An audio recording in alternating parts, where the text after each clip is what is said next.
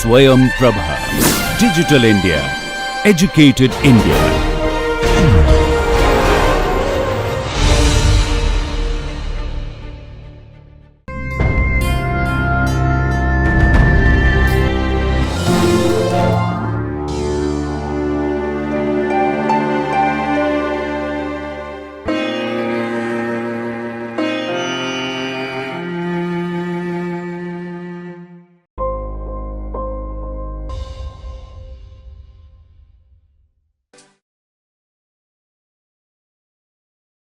Welcome to the lecture on the implementation of simple linear regression using R.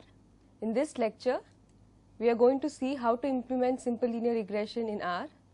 As a part of this lecture, we are also going to look at how to load the data from a text file, how to plot the data, how to build a linear regression model, and how to interpret the summary of the model. Now let's see how to load the data. Now you have been given the dataset bonds in the text format. The extension of the file is .txt. To load the data from the file, we use the function read.dlim. So read.dlim reads the file in a table format and creates a data frame out of it. The input arguments to the function are file and row.names. Now file is the name of the file from which you want to read the data, and row.names are essentially the row IDs. It can be a vector of names or only a single number corresponding to the column name. Now, assuming that the data is in your current working directory, the command reads as read.dlim. So within quotes, I have bonds.txt and I am giving row.names equal to 1. Now once the command is executed, an object of bonds is created, which is a data frame. Now let's see how to view the data. View of bonds will display the data in a tabular format. The snippet below shows the table. We can also view the first few rows of any data set. Head and tail functions will help us to do that. Now head of bonds will give us the first 6 rows from the data, and tail of bonds will give us the last 6 rows from the data. Now let's look at the description of the data set. Now the data has 2 variables, coupon rate and bid price. Now, coupon rate refers to the fixed interest rate that the issuer pays to lender. Bid price is the price someone is willing to pay for the bond. Now, we have seen how to load the data and how to view the data. Let's now see what the structure of the data is. By structure, I mean that each variable and its data type.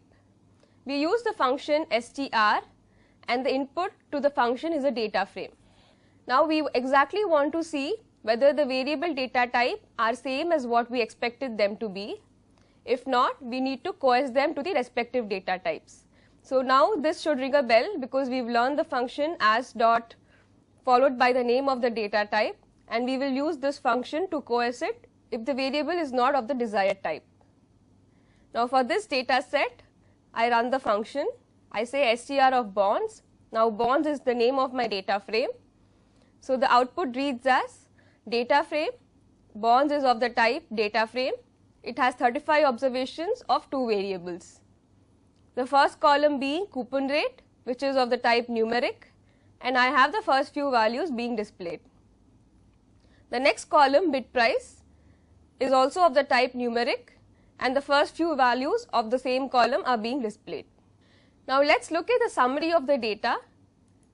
So the summary function followed by the name of the data frame, in this case bonds, will give us 5 number summary and mean from the data. Now the first column, which is coupon rate, I have the 5 number summary and the mean, and I also have the 5 number summary and the mean for the second column. So till now, we've seen how to load the data, how to view the data, we've also looked at the structure and the summary. Now let's see how to visualize the data. So to visualize the data, I use the plot function. We've covered the plot function earlier in the visualization in R section. Now the input to the plot function are basically x and y. In this case, x refers to my coupon rate and y refers to my bid price. So in order to access the variables, I need to give the name of the data frame followed by a dollar symbol. So I say access coupon rate from the bonds data and access bid price from the bonds data. So I can also give a title to my plot. So inside the parameter main, you can specify the title of your plot. X lab is nothing but X label, so I am assigning it as coupon rate, and Y label I am assigning it as bid price. So the plot is on right hand side. So the title is bid price versus coupon rate, like how we have assigned it. On the Y axis I have bid price and I have labeled it as bid price, and on the X axis I have coupon rate and I have labeled it as coupon rate. Now we see a linear trend. Now there are some points which are completely outside the range of coupon rate. Now let us see if our linear model will help us to identify these points. So to start with, let us build a linear regression model. So building a linear model is done using the function LM. So the inputs for the function are formula and data. By formula I mean I am regressing dependent variable versus the independent variable. So how is it translated to a formula? So I have dependent variable, I have a tilde sign followed by the independent variable. So the tilde sign tells us regress the dependent variable with the independent variable.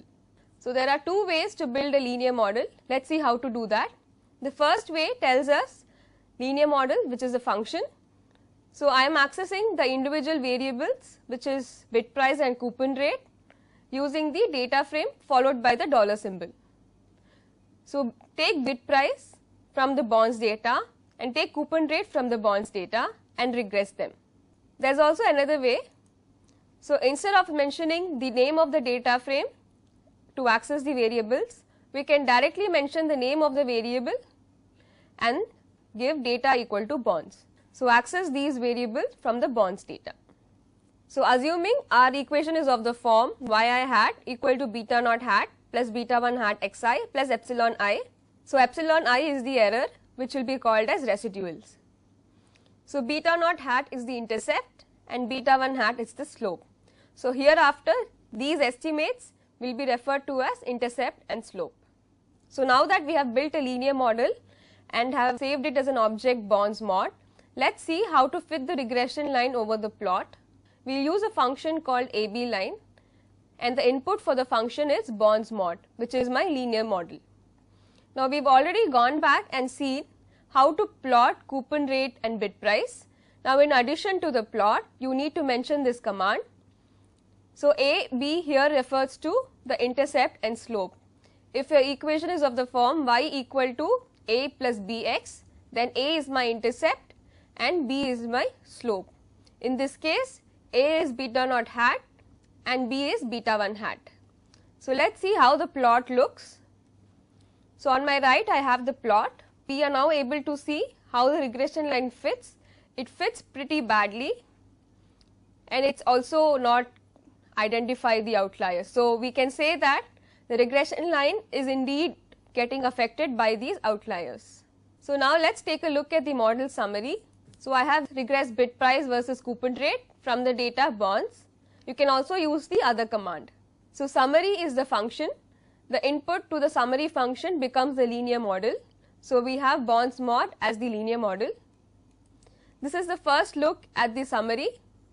So this is how it looks when you run the command, and this is how it would look in the console.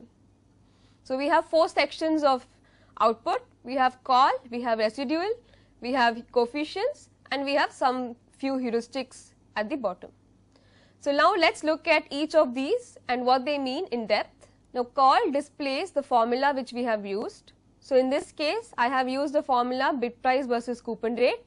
So regress bid price, which is my dependent variable, with my independent variable, which is coupon rate, and from the data bonds.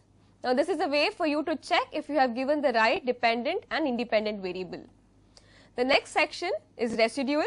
So what are residuals? Residuals are nothing but difference between the observed and predicted values. So in our equation earlier we saw we had a parameter called epsilon I. So that epsilon I corresponds to residuals. Below the residuals is the 5 number summary for the residual. So the next section is coefficients. We see 2 rows, which is intercept and coupon rate, and certain set of values associated with them. Now these intercept and coupon rate are nothing but beta naught hat and beta 1 hat. We earlier saw for our equation y equal to beta naught hat plus beta 1 hat into xi plus epsilon I. Beta naught hat is the intercept and beta 1 hat is the slope. Now let us see what other 4 parameters in the column have to say. Now I have the first column, which is estimate. Now this is nothing but the estimate for the slope and intercept parameter. The next column is standard error. So standard error is the estimated standard deviation associated for the slope and intercept. I have the next column as t value. So what is t value? It is the ratio of estimate by the standard error, and it is also an important criterion for the hypothesis testing. The column after that is the probability. So it is the probability of seeing a t random variable which will be greater than the observed t statistic. So we can see few stars being indicated at the end. So what are these stars? These stars tell us the significance level above which the null hypothesis will be rejected. So what is the null hypothesis? The null hypothesis is that the estimates will be equal to 0.